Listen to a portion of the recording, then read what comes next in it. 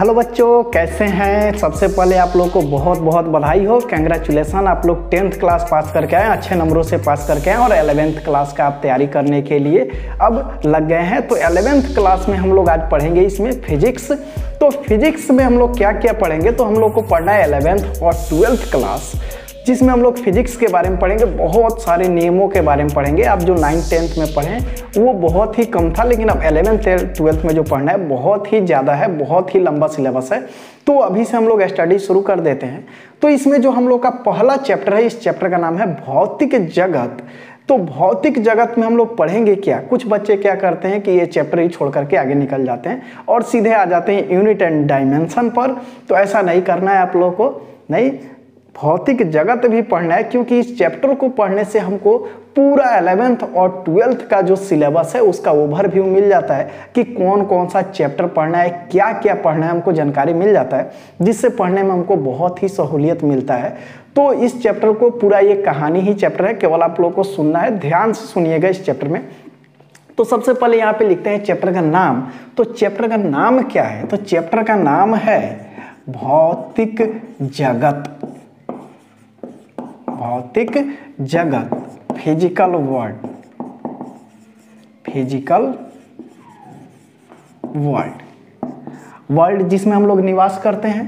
तो भौतिक जगत के बारे में हम लोग को पढ़ना है, यानी जिस भी हम पृथ्वी पर निवास करते हैं, जिस वर्ल्ड में रहते हैं, जिस जगत में रहते हैं, इसके बारे में हम लोग को पढ़ना है। तो इसमें होता क्या है, तो बहुत सारे घटनाएं हमारे आसपास घटती रहती हैं, इन सभी घटनाओं के बारे में पढ़ना है। तो भौतिक जगत में हम लोग क्या क्या देखेंगे, तो हम लोग सबसे पहले इसमें देखेंगे कि फिजिक्स है क्या। इसके पहले आप लोग विज्ञान जान चुके हैं। तो विज्ञान बना है कैसे, सिंटिया से बना है, जिसका अर्थ होता है जानना, जानकारी प्राप्त करना होता है। तो हम लोग को यहाँ पे पढ़ना है फिजिक्स के बारे में कि फिजिक्स, व्हाट इज फिजिक्स, भौतिकी क्या है। तो यहाँ पे सबसे पहले हम अपना क्वेश्चन लेके चलते हैं कि भौतिकी है क्या, भौतिकी क्या है। सबसे पहला क्वेश्चन है हमारा ये कि भौतिकी क्या है।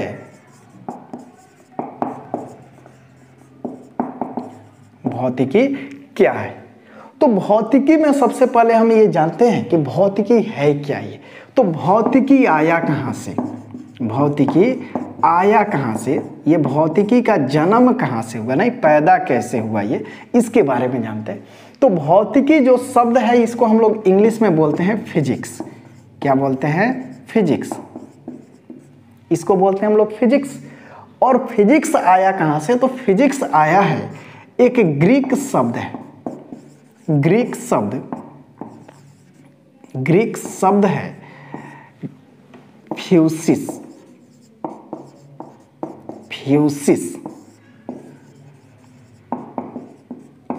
इसी फ्यूसिस से बना है फिजिक्स।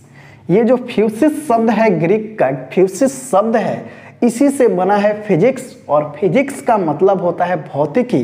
तो इस फ्यूसिस का मतलब क्या होता है, तो इस फ्यूसिस का मतलब होता है नेचर। इस फ्यूसिस का मतलब होता है नेचर, मतलब प्रकृति। इस फ्यूसिस का मतलब क्या होता है, नेचर, प्रकृति। तो भौतिकी जो है, इस भौतिकी को हम लोग प्रकृति विज्ञान के भी नाम से जानते हैं। पहले इसको हम लोग प्रकृति विज्ञान के नाम से जानते थे, लेकिन अब इसको हम लोग किसके नाम से जानते हैं, तो भौतिक विज्ञान के नाम से जानते हैं। तो इसको प्राकृतिक विज्ञान के भी नाम से जानते हैं, प्रकृति विज्ञान के भी नाम से जानते हैं, और इसको हम भौतिकी के भी नाम से जानते हैं। तो भौतिकी है क्या, तो प्रकृति, यानी जिस नेचर में हम लोग रहते हैं, जिस प्रकृति में रहते हैं, इसी का अध्ययन ही कहलाता है भौतिकी। मान लीजिए हम जिस भी पृथ्वी पे रहते हैं, हमारे आसपास क्या है, तो सूर्य हैं, तारे हैं, बादल हैं, आकाश है, पानी है। तो ये सब क्या है, ये सब मिल करके निर्माण किया है नेचर का। ये जो हमारा ब्रह्मांड बना है, नेचर जो बना है, सृष्टि का निर्माण हुआ है, उसी चीज के बारे में हम लोग अध्ययन करेंगे। लेकिन कैसे अध्ययन करेंगे, तो हम लोग साइंटिफिक अध्ययन करेंगे, वैज्ञानिक तरीका से अध्ययन करेंगे। उसी तरीका को हम कहते हैं फिजिक्स, भौतिकी। तो अगर आपसे पूछा जाए कि भौतिकी है क्या, भौतिक विज्ञान क्या है, तो आप क्या बताइएगा, तो तो भौतिक विज्ञान को कैसे परिभाषित करिएगा, इसका बहुत सारा परिभाषा है। तो हम लोग एक परिभाषा यहाँ पे लेकर के चलते हैं कि भौतिकी है क्या। ये आप लोग समझ गए कि भौतिकी जो है ग्रीक शब्द फ्यूसिस से आया है, जिसका अर्थ होता है नेचर, और भौतिकी को हम लोग क्या कहते हैं, प्राकृतिक विज्ञान भी कहते हैं। तो इसको हम लोग मिटा करके सबसे पहले लिखते हैं यहाँ पे डेफिनीशन कि फिजिक्स का डेफिनीशन क्या है, भौतिकी है क्या। ये तो भौतिकी क्या है, तो आप कह सकते हैं विज्ञान की वह शाखा जिसमें हम प्रकृति और प्राकृतिक घटनाओं के वैज्ञानिक अध्ययन करते हैं। यानी विज्ञान की वह शाखा जिसमें हम प्रकृति और प्राकृतिक घटनाओं के बारे में वैज्ञानिक अध्ययन करते हैं, उसे हम कहते हैं भौतिकी। यानी विज्ञान की वह शाखा, या ऐसे ही बोल सकते हैं भौतिक विज्ञान विज्ञान की वह शाखा है। क्या बोल सकते हैं, भौतिक विज्ञान। आप लोग कॉपी में नोट्स बनाते चलिएगा, अपना नोट्स जो होता है वो सबसे बेहतर होता है। तो भौतिकी क्या है, तो भौतिक विज्ञान विज्ञान की वह शाखा है, भौतिक विज्ञान विज्ञान की वह शाखा है, वह शाखा है जिसमें हम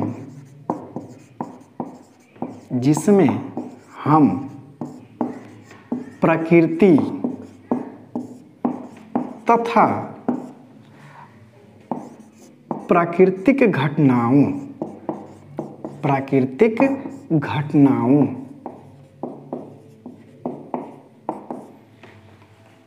का अध्ययन करते हैं। यानी विज्ञान की वह शाखा जिसमें हम प्रकृति तथा प्राकृतिक घटनाओं का अध्ययन करते हैं, तो उसी को हम कहते हैं भौतिक विज्ञान, यानी भौतिकी है ये। तो प्राकृतिक बना कैसे, ये जो हमारा प्रकृति है, नेचर है, ये बना कैसे, इसको आप लोग नोट कर लीजिएगा। तो भौतिकी क्या है आप नोट कर सकते हैं। तो प्राकृतिक जो बना है हमारा, ये जो प्रकृति है, प्रकृति बना है दो चीजों से, एक का नाम है द्रव्य और दूसरे का नाम है ऊर्जा, एनर्जी। यानी ये बना है मैटर तथा एनर्जी से। प्रकृति बना है किससे, तो द्रव्य से बना है और ऊर्जा से बना है। एक और हम लोग परिभाषा निकालेंगे, भौतिक विज्ञान का एक और परिभाषा देखेंगे तो वो आएगा आगे, तब तक इसके बारे में हम लोग समझते हैं। तो प्रकृति बना है किससे, तो प्रकृति बना है द्रव्य से, पदार्थ, मैटर, पदार्थ जिसको हम लोग बोलते हैं मैटर, और ये बना है ऊर्जा, एनर्जी से। देखिए हमारे जो ब्रह्मांड का निर्माण हुआ है ये बना है पदार्थ से। तो पदार्थ में क्या, मान लीजिए मिट्टी है, लोहा है, बहुत सारा चीज है इसमें। तो ये सब पदार्थ हैं, और पदार्थ का आप लोग डेफिनेशन जानते हैं, नहीं पढ़ के आए हैं ना, 9th क्लास में पढ़े होंगे पदार्थ के बारे में। तो पदार्थ क्या होता है, तो दुनिया की वे सभी, यानी पदार्थ क्या है, तो वे वस्तुएं या वह जो स्थान घेरता है जिसमें द्रव्यमान होता है, जिसे हम अपने ज्ञानेंद्रियों से अनुभव करते हैं, पदार्थ कहलाता है, या उसी को हम लोग बोलते हैं द्रव्य।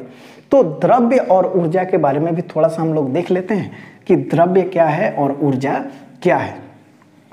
तो यहाँ पे हम लोग सबसे पहले भौतिकी में देखे, प्रकृति आया, प्रकृति में देख रहे हैं कि द्रव्य और ऊर्जा से बना है। तो द्रव्य क्या है, तो वह जो स्थान घेरे जिसमें द्रव्यमान हो, वह जो स्थान घेरे जिसमें द्रव्यमान हो तथा जिसे हम अपनी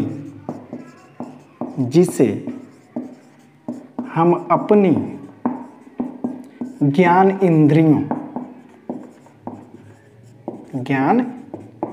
इंद्रियों से अनुभव कर सकें।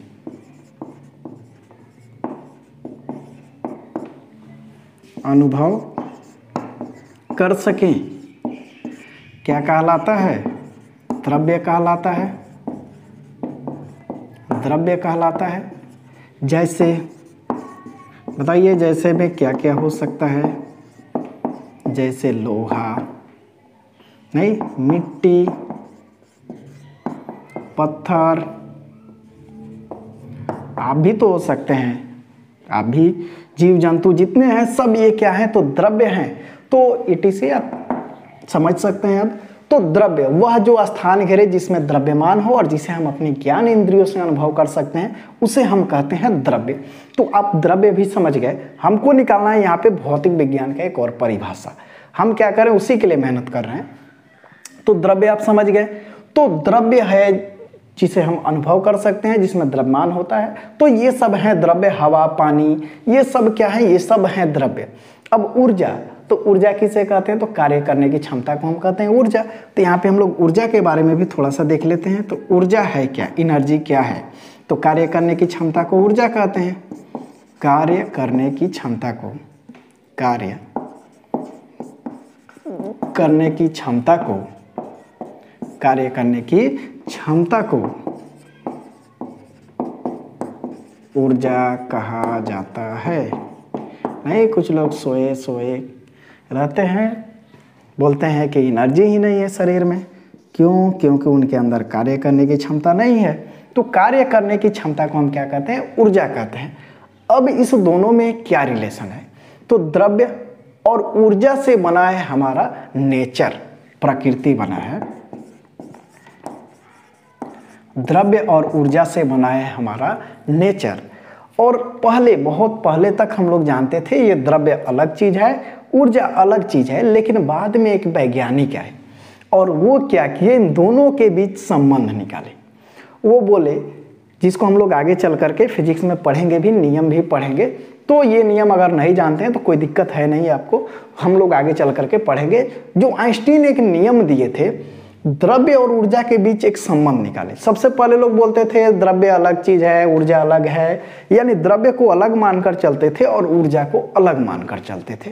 लेकिन हुआ क्या, एक घटना और एक वैज्ञानिक है जिनका नाम था आइंस्टीन। देखे होंगे बाल ऐसे रहता है, नहीं, बड़ा बड़ा बाल है उनका, अजीब से दिखते हैं। तो वही थे आइंस्टीन, बहुत ही महान वैज्ञानिक हैं नहीं थे, तो बहुत ही महान वैज्ञानिक थे वो। आज तक 3 ही वैज्ञानिक हुए ही सबसे महान, एक थे न्यूटन अपने, एक आइंस्टीन और एक स्टीफन हॉकिंस। नहीं, इसके बाद से और सब हुए लेकिन उतना महान नहीं हुए।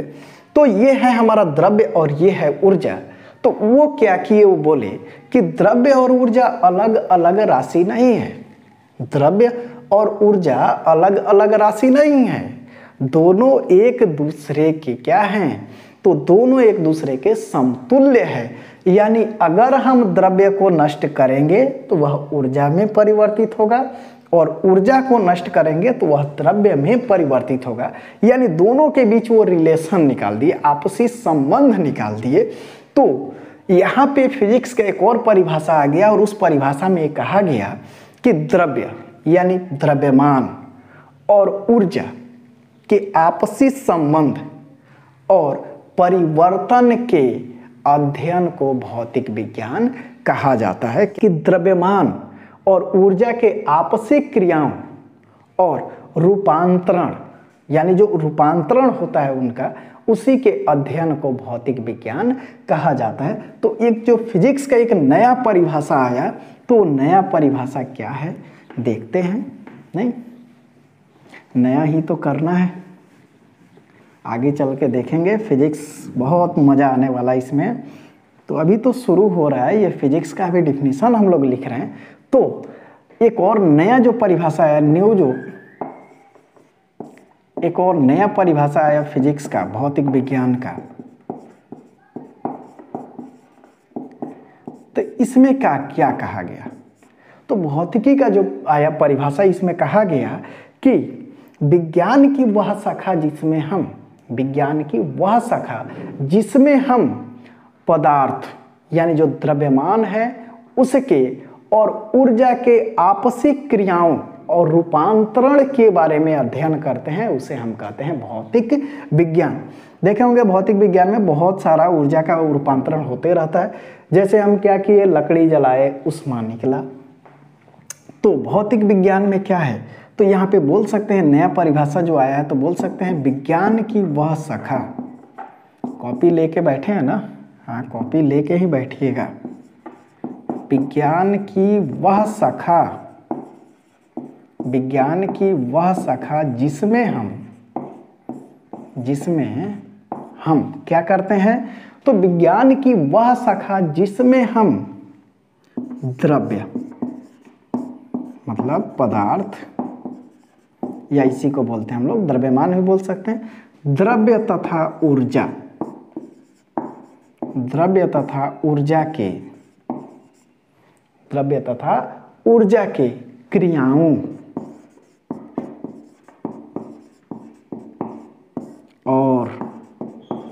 और क्या, रूपांतरण, रूपांतरण समझ रहे हैं ना, सॉरी, रूपांतरण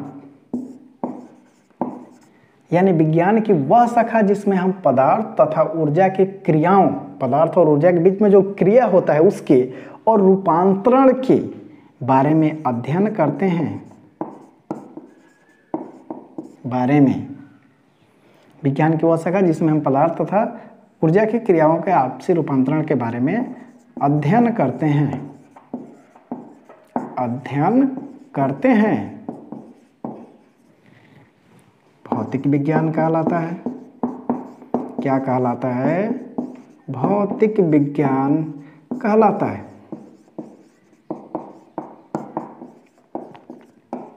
तो आप अगर देख सकते हैं कि भौतिकी जो है इसमें हम लोग पूरे घिरे हुए हैं, इससे आप अलग नहीं जा सकते, इससे बच नहीं सकते हैं। कोई अगर सोच रहा है कि हम फिजिक्स से बच जाए तो ऐसा नहीं होने वाला है, नहीं, आप बचने वाले हैं नहीं।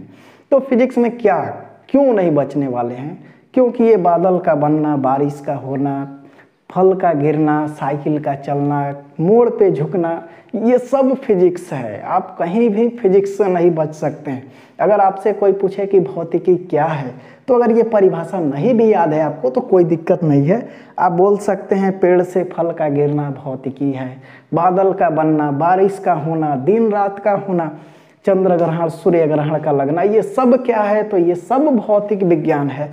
तो आप जितने भी घटनाएं देखते हैं अपने आसपास, लकड़ी के जलने से ऊष्मा का उत्पन्न होना, किसी दो वस्तुओं को आपस में रगड़ने पर ऊष्मा का उत्पन्न होना, पैर का फिसलना, ये सब क्या है? भौतिक विज्ञान ही है। तो ये आप भौतिक विज्ञान के बारे में आप समझ गए कि भौतिकी है क्या, कैसे बना, कहाँ से आया। तो अब जो हम लोग का एक अगला टॉपिक है उसको हम लोग देखते हैं। सबसे पहले हम लोग देख चुके भौतिक विज्ञान क्या है। अब है कि भौतिकी का कार्य क्षेत्र और रोमांच क्या है, यानी इसका जो कार्य क्षेत्र है वो कहाँ से कहाँ तक है, ये जो भौतिकी है वो कहाँ से कहाँ तक कार्य करता है, और इसमें एक्साइटमेंट क्या है। नहीं, एक्साइटेड हो जाते हैं किसी चीज़ को, जैसे आपको बोल दिया जाए नया मोबाइल मिलेगा, नहीं, पबजी खेलने के लिए अभी से एक्साइट हैं एकदम कि एकदम पबजी डाउनलोड करेंगे, उसमें खूब खेलेंगे। तो एक्साइटमेंट, तो रोमांच इसमें क्या है? फिजिक्स में रोमांच, बहुत ज़्यादा रोमांच है। यदि किसी भी काम को आपको करने में अच्छा लगता है तो बहुत रोमांचित होते हैं। अगर आप फिजिक्स को भी मन लगा कर पढ़िएगा तो इसमें बहुत सारा रोमांच भरा हुआ है। नहीं, ये बोरिंग सब्जेक्ट नहीं है। कुछ लोगों को लगता है नहीं बोरिंग सब्जेक्ट, एकदम ऐसे रोतलू सा मुँह बनाए रहते हैं, तो ऐसा नहीं है। फिजिक्स का जो कार्य क्षेत्र है और इसमें रोमांच है। तो हम लोग देखते हैं फिजिक्स का जो कार्य क्षेत्र है इसको कुछ लिमिटेशन लगा करके, यानी इसको दो भागों में बांट दिया गया है। तो फिजिक्स का जो कार्य क्षेत्र है इसको दो भागों में बांटा गया है।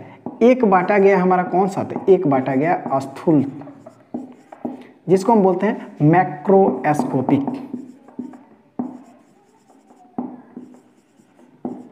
मैक्रोस्कोपिक, और दूसरा जो हमारा है ये है सूक्ष्म। ये क्या है? सूक्ष्म, जिसको हम लोग बोलते हैं माइक्रोस्कोपिक, माइक्रोस्कोपिक। अब मैक्रोस्कोपिक में क्या है और माइक्रोस्कोपिक में क्या है? तो जितने भी ब्रह्मांडीय घटनाएं हैं, जितने भी आकाशीय घटनाएं, जो ही ब्रह्मांडीय बड़े बड़े जो घटनाएं हैं उसको हम लोग रखते हैं किस में? तो हम लोग रखते हैं इसको मैक्रोस्कोपिक में। और कुछ माइक्रोस्कोपिक घटना है जो बहुत ही छोटा घटना है। यानी अगर हम भौतिकी का कार्य क्षेत्र देखें तो यह अणु परमाणु से लेकर के कहाँ तक? तो पूरे ब्रह्मांड, तारे, ग्रह, सूर्य, इस सबको ये क्या करता है, डील करता है। तो इसको हम लोग क्या किए, दो पार्ट में इसका जो कार्य क्षेत्र है उसको हम लोग दो पार्ट में बांट दिए। इसका स्कोप कहाँ से कहाँ तक है, तो इसका स्कोप जो है वह अणु परमाणु से लेकर के और कहाँ तक है, तो तारे, ग्रह, आकाश गंगा जो होता है यहाँ तक है इसका। तो उसको हम लोग दो पार्ट में बांट कर लेके चलते हैं, स्थूल जिसको हम लोग बोलते हैं मैक्रोस्कोपिक, और एक होता है सूक्ष्म जो होता है माइक्रोस्कोपिक।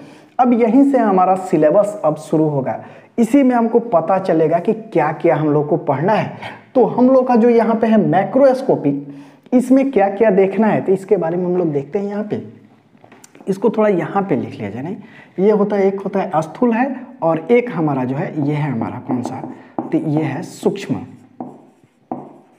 माइक्रोस्कोपिक है।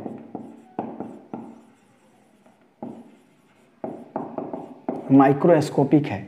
अब देखिए यहाँ से हमारा सिलेबस कैसे बनेगा।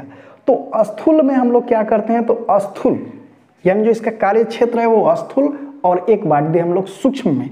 तो स्थूल में हम लोग कहाँ पे पढ़ते हैं, तो इसमें हम लोग बड़े बड़े घटनाओं के बारे में पढ़ते हैं। तो बड़े बड़े घटनाओं में क्या क्या है, तो इसमें हम लोग सबसे पहले पढ़ेंगे मैकेनिक्स, नहीं जिसको हम लोग बोलते हैं मैकेनिक्स के बारे में पढ़ेंगे, यांत्रिकी।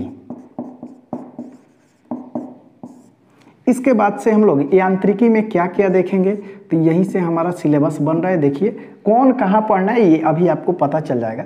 यांत्रिकी में हम लोग पढ़ेंगे गति के बारे में, गति के नियम के बारे में, गति के नियम के बारे में।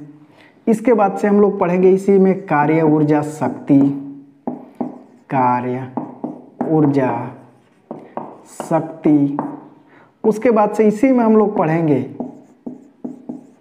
गुरुत्वाकर्षण, इसी में हम लोग पढ़ेंगे तरंग के बारे में। तो यांत्रिकी में हम लोग पढ़ेंगे गति, गति के नियम, कार्य ऊर्जा शक्ति, तरंग इसमें नहीं पढ़ेंगे हम लोग। तो यांत्रिकी के बारे में हम लोग पढ़ेंगे मैक्रोस्कोपिक में। इसके बाद से हम लोग इसी में क्या पढ़ेंगे, तो तरंग के बारे में पढ़ेंगे, वेव्स जो भी होते हैं वेव्स के बारे में पढ़ेंगे, कौन कौन से तरंगे होती हैं, कैसे चलती हैं ये तरंगों। तो सब तरंग, दोलन, कंपन, ये सब हम लोग इसमें पढ़ेंगे तरंग में। इसके बाद से हम लोग इसी में पढ़ेंगे वैद्युत चुंबकीय या वैद्युत गतिकी, वैद्युत गतिकी के बारे में पढ़ेंगे। तो स्थूल में ही हम लोग वैद्युत गतिकी के बारे में पढ़ेंगे। तो ये जो हमारा पोर्शन है ये हम लोग पढ़ेंगे 11th में। वैद्युत गतिकी में हम लोग क्या क्या पढ़ेंगे, तो विद्युत के बारे में पढ़ेंगे, आवेश के बारे में पढ़ेंगे। तो ये जो हमारा है इसको हम लोग पढ़ेंगे 12th में। तो ये जो हमारा स्थूल है माइक्रोस्कोपिक है, जिसमें यांत्रिकी में हम लोग गति के बारे में पढ़ेंगे, एक एक चैप्टर बना के। ये पूरा चैप्टर का मैं नहीं लिखा हूँ, ये क्या है, ये सब आगे चल करके चैप्टर बन जाएंगे। तो भौतिकी का जो कार्य क्षेत्र है वो मैं पहले ही बता दिया, अणु परमाणु से लेकर के। अगर आपसे पूछा जाए कि भौतिकी का कार्य क्षेत्र कहाँ से कहाँ तक है, तो आप बता सकते हैं कि भौतिकी का जो कार्य क्षेत्र है वह अणु परमाणु से लेकर के और ग्रह, तारे, आकाशगंगा, ये सबको ये डील करता है भौतिकी। तो ये बहुत ही इसका स्कोप है। तो इसको हम लोग दो पार्ट में बांट दिए, एक स्थूल और एक बांट दिए सूक्ष्म में। तो स्थूल में क्या पढ़ेंगे हम लोग, यांत्रिकी के बारे में पढ़ेंगे, तरंग के बारे में पढ़ेंगे, वैद्युत गतिकी के बारे में पढ़ेंगे। हम लोग इसी में प्रकाशिकी के बारे में भी पढ़ेंगे, प्रकाशिकी के बारे में पढ़ेंगे, प्रकाशिकी, ऑप्टिक्स के बारे में जो आप 10th में थोड़ा सा पढ़े हैं, नहीं। तो इसमें हम लोग पढ़ेंगे, ये भी हमारा कहाँ पे पढ़ेंगे, तो ये भी हम लोग पढ़ेंगे 12th में। इसके बाद से सूक्ष्म में हम लोग पढ़ते हैं किसके बारे में, तो अणु परमाणु के बारे में पढ़ते हैं, अणु के बारे में पढ़ेंगे, परमाणु के बारे में पढ़ेंगे और नाभिक के बारे में पढ़ेंगे, नाभिक के बारे में पढ़ेंगे। तो इसमें हम लोग जो चैप्टर बनेगा वो हमारा होगा अणु परमाणु नाभिक, जो है हम लोग 11th के केमिस्ट्री में पढ़ेंगे और फिजिक्स में भी पढ़ेंगे।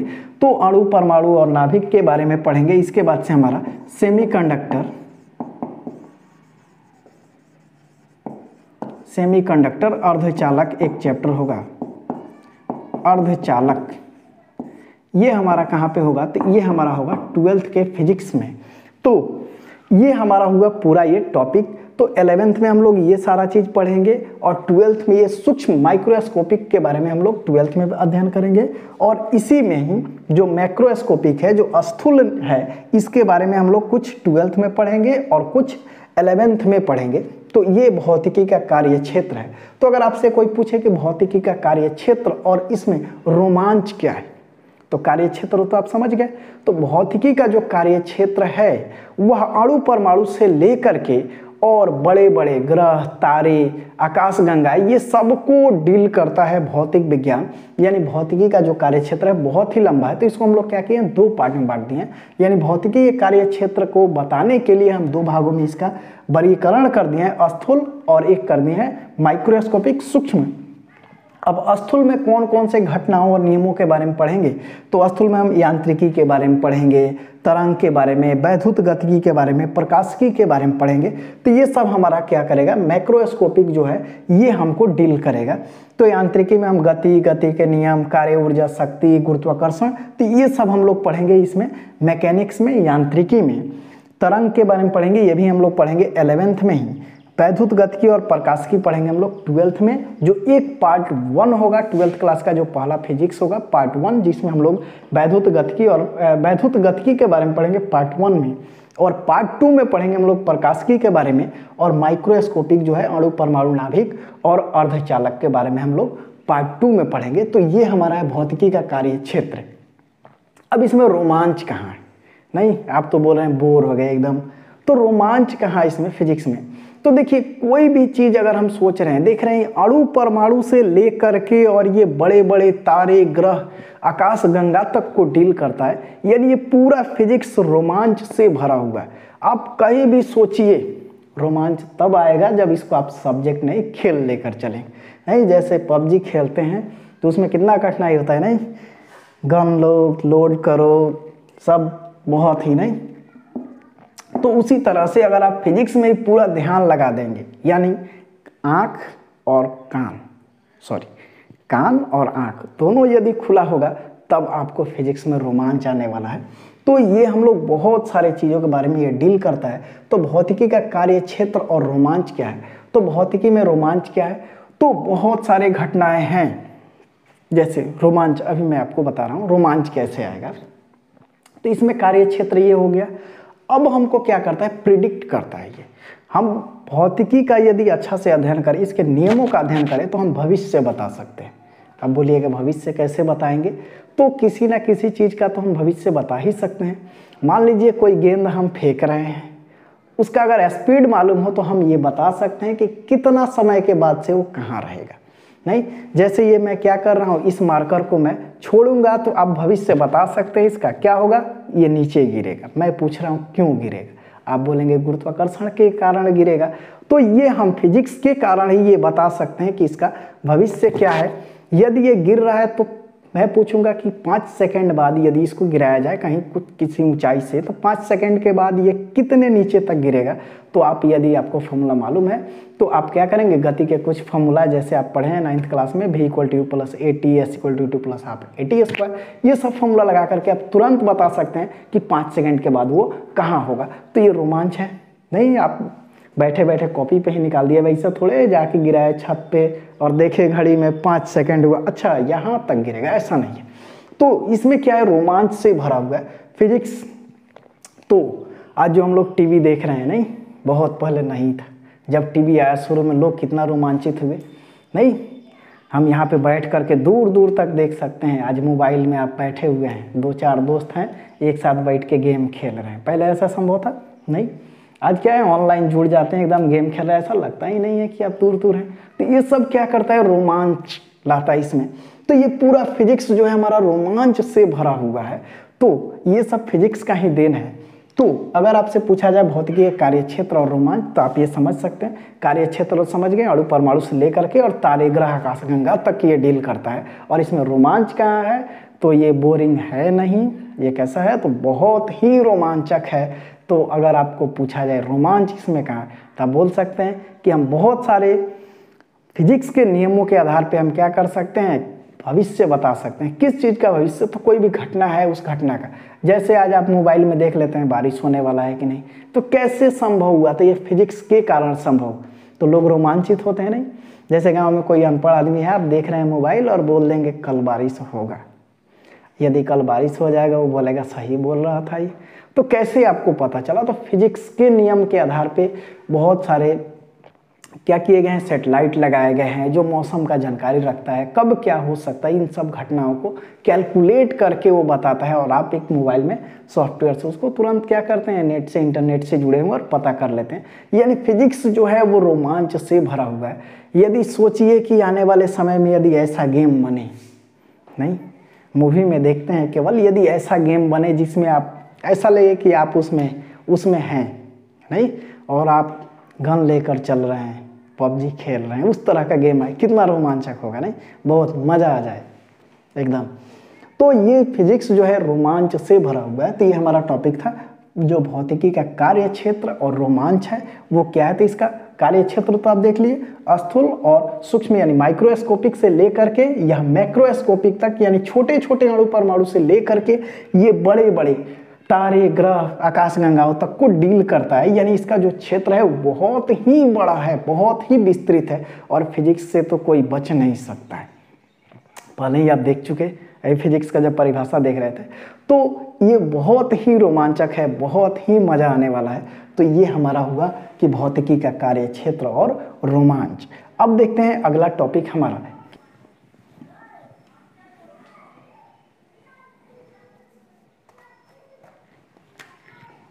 अब अगला जो टॉपिक है उसका नाम है भौतिकी और तकनीक। भौतिकी और तकनीक।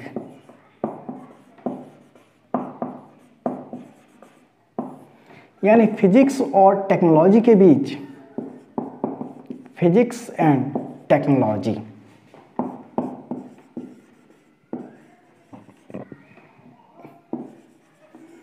फिजिक्स एंड टेक्नोलॉजी, इसमें क्या संबंध है? फिजिक्स और तकनीक जो हमारा है, टेक्नोलॉजी है, इसके साथ फिजिक्स में क्या संबंध है? कोई भी टेक्नोलॉजी का यदि हम बात करें, कोई भी टेक्नोलॉजी आया कहाँ से? तो फिजिक्स के नियम के आधार पे है। जैसे हम उत्प्लावन बल पढ़े नहीं, उत्प्लावन बल पढ़े हैं। उत्प्लावन बल के कारण कोई वस्तु क्या होता है, तो पानी में यदि किसी वस्तु को डालते हैं तो पानी उस वस्तु को ऊपर की ओर धकेलता है, बल लगाता है, जिसको हम उत्प्लावन बल के नाम से, उत्क्षेप के भी नाम से जानते हैं। तो वो हमारा हुआ फिजिक्स का नियम, और उस तकनीक के आधार पे हम क्या किए, नाव बना दिए। तो यहाँ पे कह रहा है कि तकनीक और फिजिक्स यानी भौतिक विज्ञान और टेक्नोलॉजी के बीच में क्या संबंध है, उसको बताइए। अब तो आप कह सकते हैं कि भौतिक विज्ञान और तकनीक जो है एक दूसरे से ये जुड़ा हुआ है। यानी फिजिक्स के नियम के बिना कोई भी टेक्नोलॉजी संभव नहीं है। अगर हम बात करें यदि कंप्यूटर का, कंप्यूटर, मोबाइल चला रहे हैं, ये कंप्यूटर जो है हमारा, कंप्यूटर है या मोबाइल है, ये कैसे बना है? तो कंप्यूटर और मोबाइल जो बना है, ये हमारा, ये तो हो गया हमारा उपकरण, ये हो गया उपकरण, और ये किस टेक्नोलॉजी के आधार पे बना है, किस भौतिकी के नियम के आधार पे बना है? तो भौतिकी में हम लोग अर्धचालक पढ़ते हैं। अर्धचालक, अर्धचालक में हम लोग क्या करते हैं, तो हम लोग उसमें पढ़ते हैं डायोड के बारे में, बहुत सारे डायोड के बारे में, सेमीकंडक्टर जो होता है, अर्धचालक और चालक के बारे में पढ़ते हैं। तो वो सब फिजिक्स का नियम लगा और उससे बना कुछ छोटे छोटे कंपोनेंट्स, और उस कंपोनेंट को जोड़ करके हम बनाए कंप्यूटर और मोबाइल। आजकल देख रहे हैं, आजकल ट्रॉली जो है उसमें प्रेशर वाला आ गया, हाइड्रोलिक सिस्टम आ गया। तो वो कैसे बना? तो हम लोग जब फिजिक्स पढ़ेंगे तो एक नियम पढ़ेंगे जिसमें हम लोग पास्कल का नियम पढ़ेंगे। तो उसमें पास्कल के नियम के आधार पे हमारा बन गया ब्रेक, जो डिस्क ब्रेक है, हाइड्रोलिक ब्रेक बन गया, और उसी के आधार पे, उसी नियम के आधार पे हमारा बन गया बहुत सारा हाइड्रोलिक सिस्टम, जैसे जेसीबी चलता है या जितने भी हाइड्रोलिक से चलने वाले हैं वो सब क्या हुए, तो वो हमारे बन गए किससे? तो वो बन गए हमारे फिजिक्स के नियम के आधार पे। यानी फिजिक्स और टेक्नोलॉजी के बीच में रिलेशन बहुत ही गहरा है, क्योंकि जितने भी टेक्नोलॉजी का जो विकास हुआ है वह फिजिक्स के नियमों के आधार पे ही किया गया है। तो यहाँ पे आप लिख सकते हैं कि भौतिकी और तकनीक के बीच बहुत ही गहरा संबंध है। आप सुन लीजिए एक बार, अपने मन से खुद से लिख लीजिएगा। बहुत ही गहरा संबंध है, क्योंकि जितने भी टेक्नोलॉजी यानी जो तकनीक का विकास हुआ है वो भौतिकी के नियमों के आधार पर ही किया गया है। जैसे आप लिख सकते हैं अर्धचालक से हमारा कंप्यूटर का, मोबाइल का निर्माण हुआ, रोबोट का भी आजकल रोबोट जो बना, तो रोबोट जो बना है तो वो भी किससे बना है, तो वो भी हमारा सेमीकंडक्टर से बना है। इसके बाद से हमारा जो बहुत सारा नियम है, उस नियम के आधार पे बहुत सारे उपकरण बना है, जैसे द्रव चालित,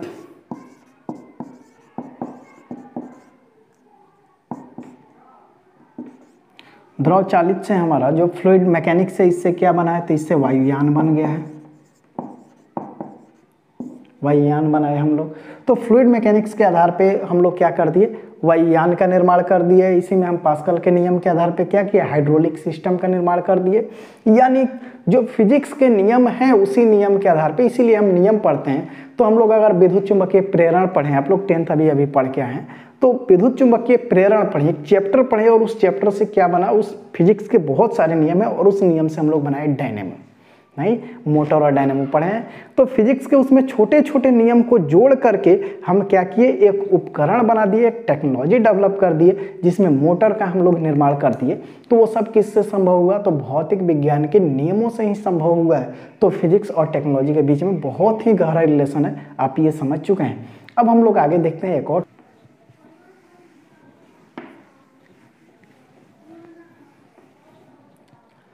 अब अगला जो हम लोग का टॉपिक है वो है फिजिक्स, यानी भौतिकी और गणित के बीच में क्या संबंध है। भौतिकी और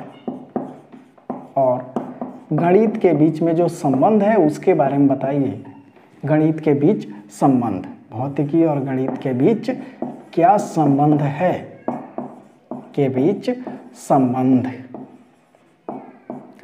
तो भौतिकी और गणित के बीच का जो संबंध है वो बहुत ही गहरा संबंध है। दोनों एक दूसरे के दोस्त की तरह, और वो भी दोस्त कैसे, तो शोले वाले जय वीरू, नहीं शोले वाले जय वीरू की तरह है। तो भौतिकी और गणित के बीच का जो संबंध है वो कैसा है, तो भौतिकी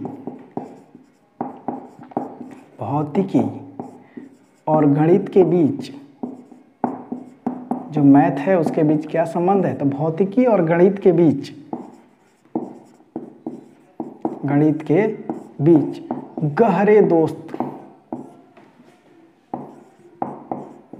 गहरे दोस्त की तरह संबंध है, गहरे दोस्त की तरह संबंध है।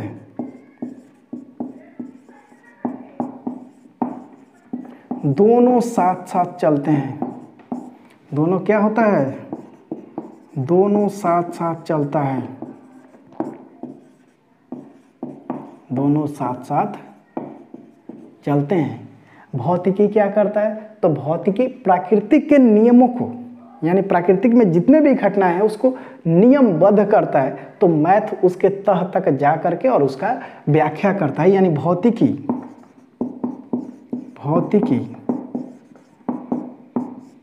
प्रकृति के नियमों को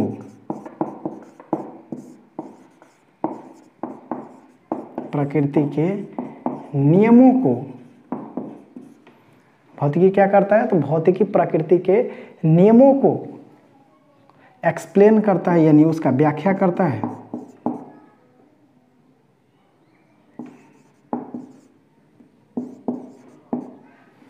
या कर देते हैं का, भौतिकी प्रकृति के नियमों का व्याख्या करता है। तो गणित क्या करता है,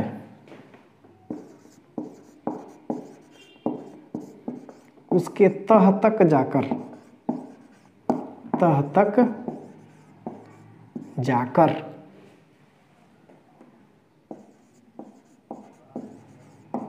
उसका व्याख्या करता है। यानी फिजिक्स क्या करता है, तो फिजिक्स जो है वह प्रकृति के नियमों को नियमबद्ध करता है। यानी प्रकृति के जो भी नियम है उसका एक्सप्लेन करता है, या उसको प्रकृति के नियमों को नियमबद्ध करता है, प्रकृति के नियमों को नियमबद्ध करता है। नियमबद्ध करता है तो गणित क्या करता है, उसके तह तक जाकर उसका व्याख्या करता है। जैसे हम लोग क्या करते हैं, फिजिक्स में कोई फॉर्मूला निकाल देते हैं और उस फॉर्मूला को यदि एक्सप्लेन करना हो तो उस पर हमको न्यूमेरिकल बनाना पड़ता है और वो न्यूमेरिकल हमको क्या करता है, पूरा एक्सप्लेन करता है, डिटेल से उसका एक्सप्लेनेशन करता है, व्याख्या करता है। जैसे हम लोग क्या किए, किसी वस्तु को, जैसे गुरुत्वाकर्षण को समझने के लिए हम क्या किए, एक फॉर्मूला बना दिए। क्या किए, फॉर्मूला बनाए, F = G m1m2/r², ये फॉर्मूला बना दिए। अब इसको कैसे पता चलेगा कितना बल लग रहा है, तो उस बल को समझने के लिए हमको क्या करना पड़ेगा, इस पे मैथमेटिकल एनालिसिस करना पड़ेगा। इसमें मैथ का हम लोग को क्या करना पड़ेगा, वैल्यू पुट करना पड़ेगा, उसका सॉल्यूशन करना पड़ेगा। जैसे G m1 m2 और r का, तो उसमें जो भी है एडिशन, सब्सट्रैक्शन, मल्टीप्लिकेशन, डिवीजन सब करेंगे। यदि उसको हम लोग गुणा भाग करना है, जोड़ घटाव करना है, जो भी तो वो करेंगे तो जाकर के ये पूरा एकदम क्या होगा, व्याख्या होगा उसका। तो भौतिकी और गणित के बीच क्या संबंध है, तो भौतिकी और गणित के बीच जो है गहरे दोस्त की तरह संबंध है, दोनों साथ साथ चलते हैं। भौतिकी प्रकृति के नियमों को नियमबद्ध करता है तो मैथ क्या करता है, उसके तह तक जाकर, नियम के तह तक जाकर उसका पूरा एक्सप्लेनेशन करता है, व्याख्या करता है। एक वैज्ञानिक है जिनका नाम है गैलीलियो, गैलीलियो बोले थे कि जो भी अगर कोई भी व्यक्ति है, यदि उसको गणित का जानकारी नहीं है, यानी उसको मैथ का कोई भी नॉलेज नहीं है, तो वह दुनिया में जो भी विज्ञान है वह किसी भी विज्ञान को नहीं समझ सकते हैं। यानी जो गणित है इसको हमको जानना बहुत ही जरूरी है। अगर हम मैथ का जानकारी रहेगा हमको, तभी हम क्या करेंगे, भौतिकी के नियमों को अच्छा से एक्सप्लेन कर सकते हैं। तो हम लोग जो अगला चैप्टर पढ़ेंगे उसमें बहुत सारे मैथ का भी पोर्शन शुरू होगा। सबसे पहले हम लोग मैथ ही पढ़ेंगे इसमें। तो अभी तो ये हम लोग का पहला चैप्टर इंट्रोडक्शन चल रहा है। तो ये क्या है, तो भौतिकी और गणित के बीच आप संबंध जान गए। तो ये क्या है, तो गहरे दोस्त की तरह है, दोनों साथ साथ चलता है। अगर कोई पूछे भौतिकी और गणित क्या है, तो आप बोल दीजिए जय बीरू, नहीं, दोनों दोस्त हैं, एक दूसरे के दोस्त की तरह है, नहीं। तो ये भी आप समझ गए। अब हम लोग का एक और टॉपिक है, उसको भी हम लोग डील करते हैं। इसमें देखते हैं अब क्या है अगला। अब जो हमारा अगला टॉपिक है वो है प्राकृतिक में मूल बल कौन कौन से हैं। यानी प्रकृति में मूल बल, फंडामेंटल फोर्स है वो कौन कौन सा है, प्रकृति में जो मूल बल हैं वो कौन कौन से हैं। तो पहला हो गया हमारा गुरुत्वाकर्षण बल, गुरुत्वाकर्षण बल हो गया, एक फंडामेंटल बल है ये। इसके बाद से है स्थिर वैद्युत बल या विद्युत चुंबकीय बल, विद्युत चुंबकीय बल है। इसके बाद से नाभिकीय बल है, नाभिकीय बल है। ये सब बल के बारे में भी हमको जानकारी प्राप्त करेंगे आगे हम लोग। गुरुत्वाकर्षण एक चैप्टर ही है, विद्युत चुंबकीय बल एक अलग चैप्टर है, नाभिकीय बल एक पूरा अलग ही चैप्टर है। तो गुरुत्वाकर्षण बल क्या है, तो दो आकाशीय पिंडों के बीच लगने वाले आकर्षण बल को हम कहते हैं गुरुत्वाकर्षण बल।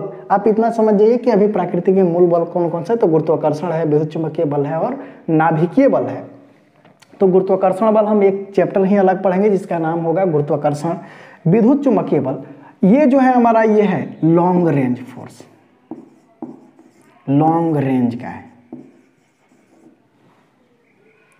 ये जो हमारा है ये है शॉर्ट रेंज।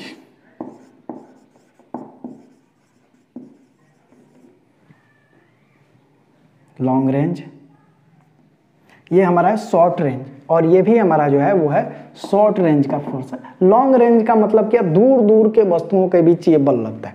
यानी दो वस्तुएं बहुत दूर दूर है तो उनके बीच ये बल लगता है। लेकिन ये जो फोर्स होता है, गुरुत्वाकर्षण बल होता है, वह कमजोर बल है। कैसा बल है, तो कमजोर बल है, यानी वीक फोर्स है ये भी जो है ये भी कमजोर बल है, उतना मजबूत बल होता नहीं है। ये बहुत ही स्ट्रॉन्ग फोर्स है, यानी मजबूत बल है। कौन सा, तो नाभिकीय बल जो है वह है मजबूत बल है। अब देखिए होता क्या है, गुरुत्वाकर्षण बल जो है यह दो पिंडों के बीच लगता है, जिसमें द्रव्यमान होता है उसके बीच लगता है, और यह लॉन्ग रेंज फोर्स है और यह कमज़ोर बल है, ये बहुत ही कमज़ोर बल है ये जो लगता है। अगर ये बहुत ही मजबूत बल होता तो क्या होता? देखिए कैसे बोल सकते हैं कमज़ोर बल है। पृथ्वी हमको क्या किया है, गुरुत्वाकर्षण के कारण खींच के रखा है, लेकिन हम क्या करते हैं, पैर उठा सकते हैं। अगर ये बहुत ही मजबूती से खींच के रखता तो क्या हम पैर उठा पाते? नहीं उठा पाते। तो जो गुरुत्वाकर्षण बल है वो कमज़ोर बल है, यानी उस पर दूसरे बल का भी असर हो जाता है। विद्युत चुंबकीय बल जो है, यानी दो इलेक्ट्रॉनों के बीच, दो प्रोटॉनों के बीच कैसा बल लगता है, तो ये जो हमारा बल होता है यह वीक फोर्स होता है। इसमें हम लोग देखेंगे कि जो विद्युत चुंबकीय बल होता है, यानी दो आवेशों के बीच कैसा बल लगता है, तो समान आवेशों के बीच विकर्षण और असमान आवेशों के बीच आकर्षण बल लगता है। तो इसके बारे में भी हम लोग पढ़ चुके हैं 10th क्लास में। तो ये जो हमारा होता है बल जो होता है ये कैसा बल है, तो ये है हमारा कमज़ोर बल, वीक फोर्स होता है, बहुत ही कमज़ोर। बहुत कमज़ोर नहीं कह सकते हैं, जो हमारा गुरुत्वाकर्षण है उससे थोड़ा सा ये मजबूत बल होता है। लेकिन जो न्यूक्लियर फोर्स है ये क्या होता है, बहुत ही मजबूत बल होता है। या नाभिक का जो बल लगता है, दो न्यूट्रॉनों के बीच जो बल लगता है या न्यूट्रॉन प्रोटॉनों के बीच जो बल लगता है वो क्या होता है, नाभिकीय बल। अब देखते हैं यहाँ पे, मान लीजिए हमारे पास एक परमाणु है, इसमें एक इलेक्ट्रॉन है और यहाँ पे एक है प्रोटॉन। अब इलेक्ट्रॉन और प्रोटॉन के बीच बल लग रहा है यहाँ पे कौन सा, तो यहाँ पे लग रहा है आकर्षण बल। ये प्रोटॉन इलेक्ट्रॉन को अपनी तरफ खींच रहा है।